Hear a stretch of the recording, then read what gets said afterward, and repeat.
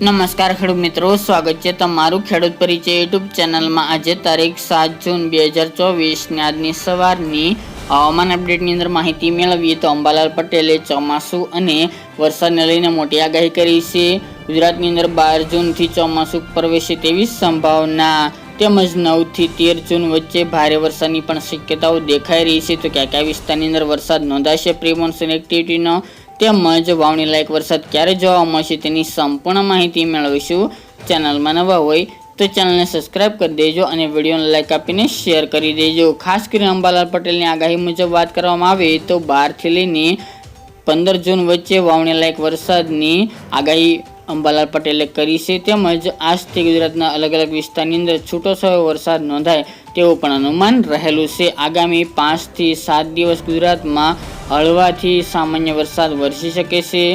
9 તારીખથી ગુજરાતની અંદર વરસાદની તીવ્રતામાં વધારો થાય તેવી સંભાવના છે અને વિસ્તારમાં વધારો થાય તેવી પણ તેમણે આગાહી કરી છે। જિલ્લાઓની વાત કરવામાં આવે તો 9 જૂન સુધી ગુજરાતના દક્ષિણ ગુજરાતના જિલ્લાઓની અંદર સામાન્યથી હળવા વરસાદી ઝાપટા નોંધાઈ શકે છે। ત્યારબાદ 9 જૂન દરમિયાન ગીર સોમનાથ તેમજ ભાવનગર જિલ્લો, જૂનાગઢ, અમરેલી, અરવલ્લી જિલ્લો, દાહોદ, મહીસાગર, છોટાઉદેપુર, દક્ષિણની અંદર નર્મદા, ડાંગ, તાપી, નવસારી અને વલસાડમાં વરસાદની સંભાવના રહેલી છે। જ્યારે 10 તારીખથી વરસાદની તીવ્રતામાં વધારો થશે અને વિસ્તારમાં પણ વધારો થાય તેવી સંભાવના છે।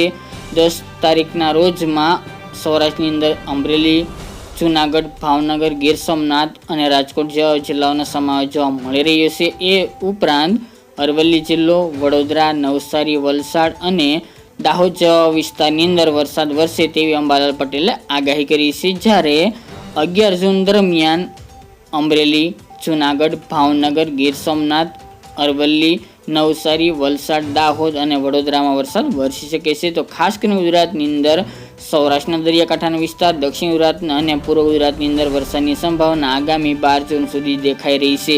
જ્યારે 12 તારીખ દરમિયાન અમુક વિસ્તારની અંદર ભારે વરસાદની પણ સંભાવના છે।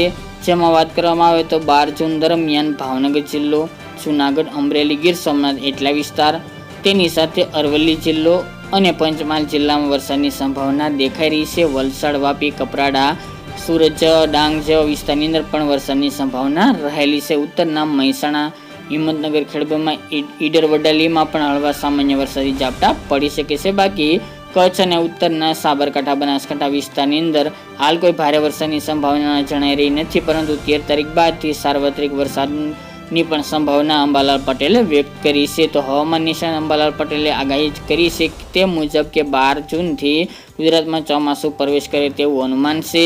12 થી 15 જૂન વચ્ચે વાવણી લાયક વરસાદ વરસી શકે છે।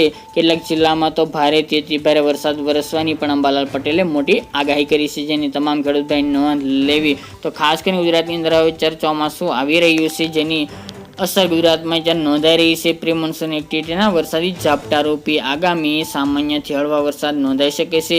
ચોમાસું અત્યારે ગોવા વટીને મહારાષ્ટ્રમાં એન્ટ્રી કરી લીધું છે। આગામી 2 દિવસની અંદર મુંબઈ પહોંચે તેવી શક્યતા છે અને આગામી 12 થી લઈને 15 જૂન આસપાસ દક્ષિણ ગુજરાતના વલસાડ આજુબાજુના વિસ્તારની અંદર ચોમાસું પ્રવેશ કરે તેવું અનુમાન છે। જ્યારે સૌરાષ્ટ્રની અંદર દરિયાકાંઠાના વિસ્તારની અંદર 15 થી લઈને 17-18 જૂન વચ્ચે ચોમાસું પ્રવેશ કરે તેવી આગાહી કરવામાં આવી રહી છે। તો આ વર્ષે ગુજરાતની અંદર વાવણી લાયક વરસાદ 12 થી લઈને 15 જૂન દરમિયાન જોવા મળી શકે છે। ત્યારબાદ બીજા રાઉન્ડમાં પણ 15 થી લઈને 20 દરમિયાન વરસાદની સંભાવના રહેલ છે। જ્યારે ઉત્તરના ભાગો અને કચ્છના ભાગોની અંદર 22 થી લઈને 28 જૂન દરમિયાન વાવણી લાયક વરસાદ નોંધાય ત્રીજા રાઉન્ડની અંદર તેવી પણ શક્યતા રહેલી છે। તો મિત્રો, આ અત્યારની વહેલી સવારની અપડેટ ફરી એકના વિડીયો સાથે મળીશું। આજ માટે આટલું જ।